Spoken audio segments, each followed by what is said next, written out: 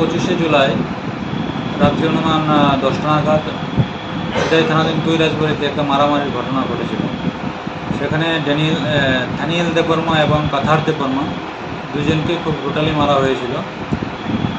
সেই ব্যাপারে 3 জনের বিরুদ্ধে একটা কেস রেজিস্টার হয়েছিল সিধাই থানায়।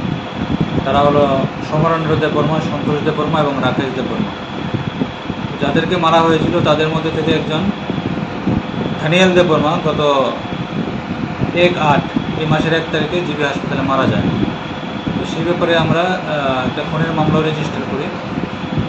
তো সেই মামলায় যারা আসামি ছিল তারা পলাতক ছিল।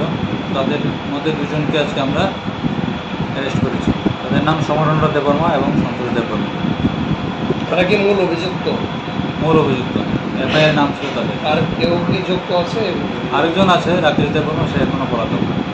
স্যার, 2 জনকে আপনারা কোথা থেকে গ্রেপ্তার করতে সফল হলেন? তাদেরকে আমরা আজকে পেশাতক থেকে নিয়ে এসেছি।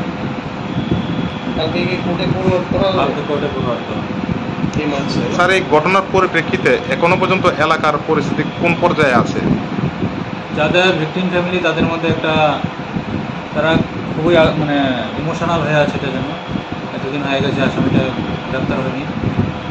আজকে আমরা 2 জনকে অ্যারেস্ট করতে পেরেছি এবং এই মেসেজটা তাদের পরিবারকে আমরা দেবো।